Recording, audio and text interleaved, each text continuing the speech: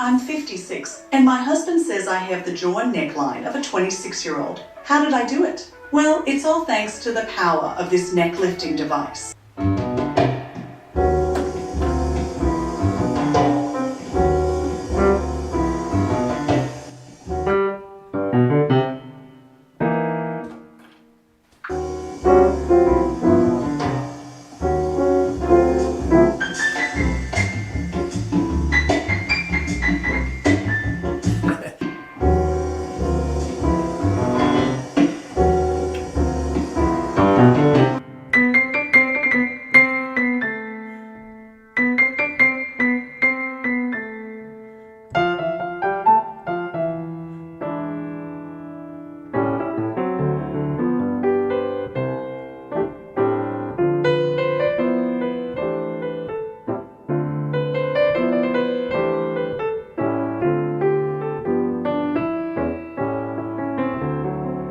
Hey everyone, Tony Winston here, Jazz Piano College. Got to do something a little unusual today. I'm going to cover a song that a great YouTuber, Kent Hewitt, I'm sure you know him. If you've watched my channel, I'm sure you watch his channel as well.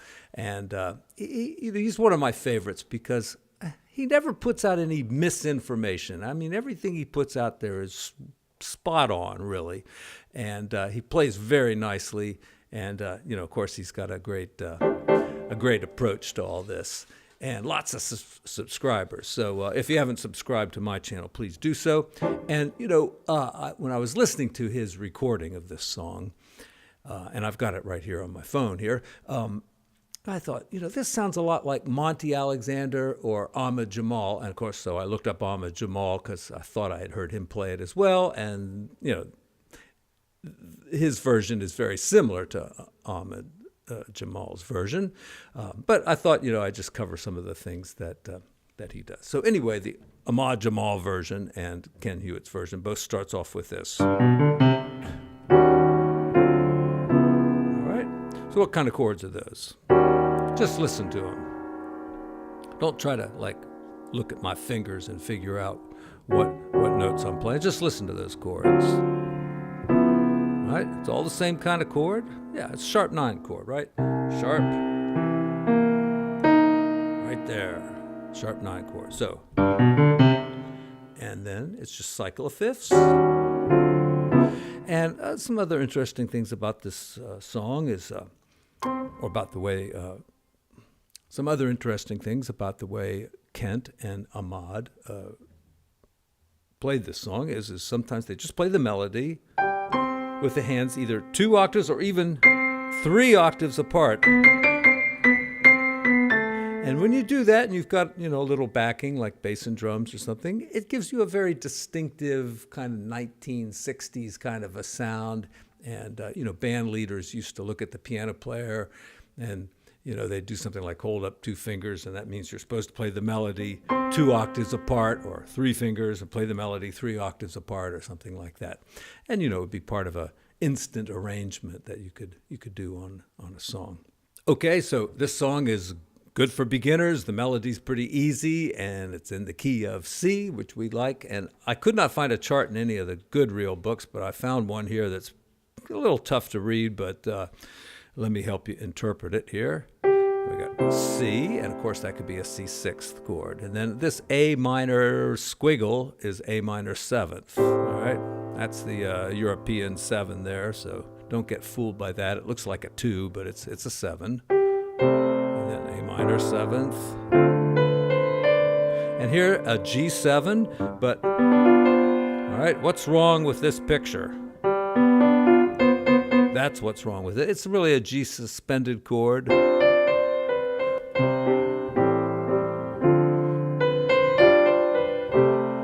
Or just go with it, I played the chord when I got to that D note there. But you could just play it right on the beat. Yeah. Just play it like that. You have a little bit of dissonance, but that's okay.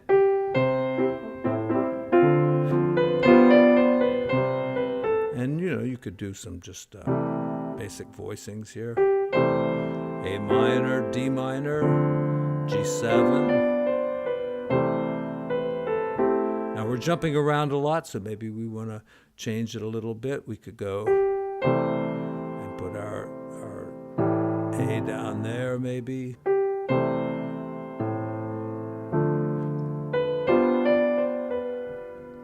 So the song's usually done in a Latin style.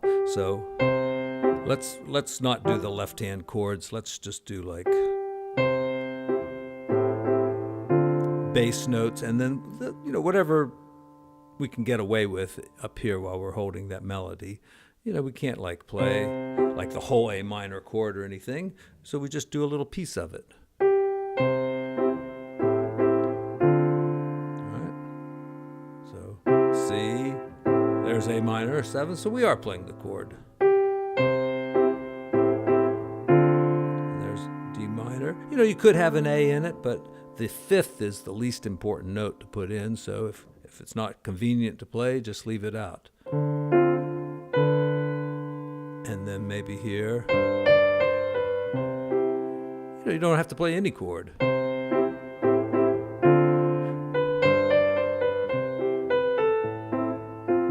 And that little double line with the double slash with the double dots in the line, that means repeat the chords from the last 2 measures. So same 4 chords again.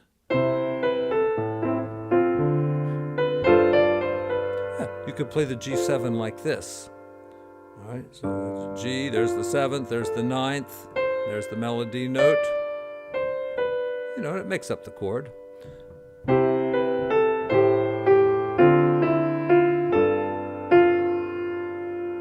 right, here they have F7th.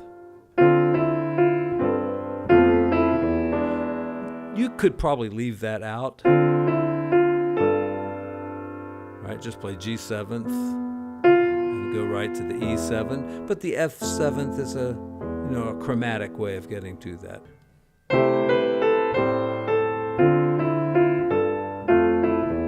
So you'd have to play it at least the 3rd, and then like that. All right, so we've got a lot on that E7. And then over here towards the end, it goes to G7 and then back to C. What's something we could do in there to reharmonize this? It's very simple. That's right. 3, 6, 2, 5. All right. And just using guide tones here. And notice how chromatic they are. All right. And in Latin music, you're going to go something like that, give it a little rhythm, and then we're back to the same thing again. I'll just play it this time.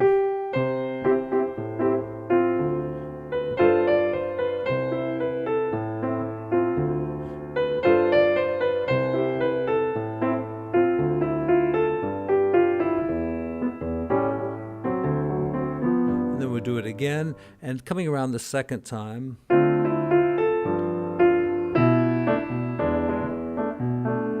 I don't know if Ahmad Jamal did it that way, but Kent Hewitt certainly did, and let's do it that way. So on E7 there, we're going to go B minor to E7. All right, that's a 2 and a 5, heading for a 1 chord, except I don't think it goes there. All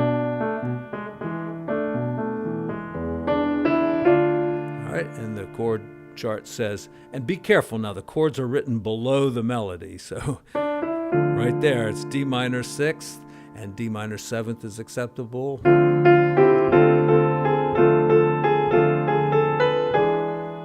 there's our E7. Let's see what it sounds like with the D6. All right, and one thing you should always be aware of course, is when you have a minor 6 chord in an old chart, it could be B minor 7 flat 5, which is the 2 chord that would precede the E chord.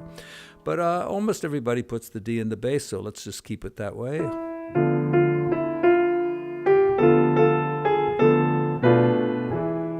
I went to it there at the last second.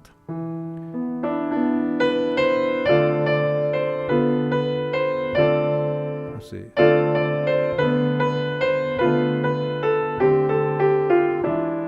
And there you might change back and forth between D minor 7th and D minor 6th.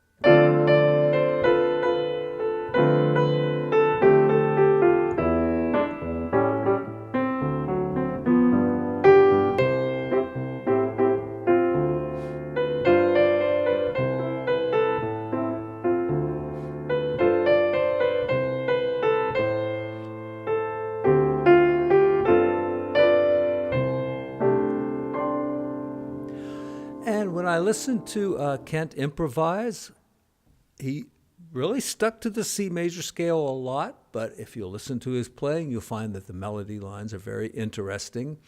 He uses the C major scale, but, he jumps around to some nice melodic ideas. Probably stuff that's been rolling around in his brain since he was a kid. And, that's where we get all our musical inspiration from. That stuff you listened to when you were like 11 years old. That's your musical DNA, like it or not. Well, heck, I was over there listening to Kent play it again, and I thought of a few other things I should put in the video. And that would be some rootless voicings here. So just real typical stuff in C, and without explaining it, I'm just going to show you kind of what it is. All right. We changed the A minor to an A dominant and play it like that, or even just 3 notes like that will work. D minor like this, G7 like that, or like this. So just check it out.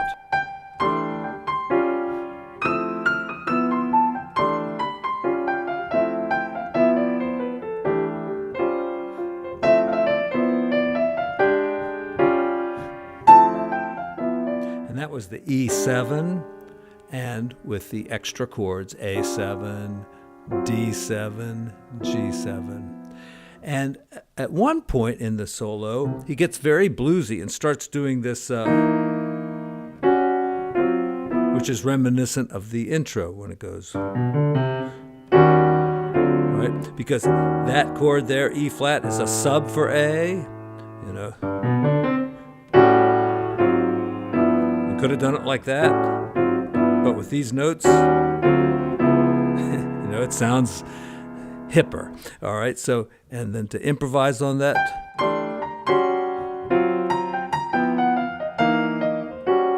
All right, so I'm taking C sharp 9, E flat sharp 9, D sharp 9, D flat sharp 9, and you can analyze those chords all different ways. You can call that an A chord, you can call that an A flat chord, you can call that a D flat chord, It's all about the tritone sub, which I've explained a lot of times, so I'm not going to do it again, but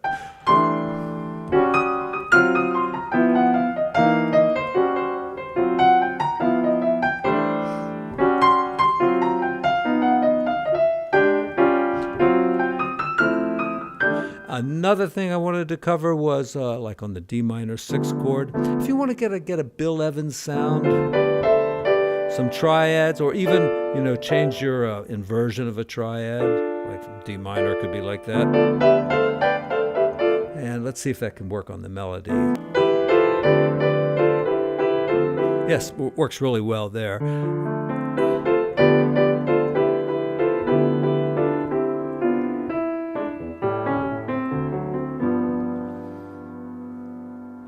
And I will be covering that concept, especially on minor 7 chords, on a song called You Must Remember Spring. That's a Bill Evans, Michel Legrand song, but Bill Evans has a terrific version of this song. And I've got a Bill Evans book here with the transcription. I've been working on it for the past week, but I'm still not quite ready. But I will be bringing that to you in the days and weeks to come. Thank you all.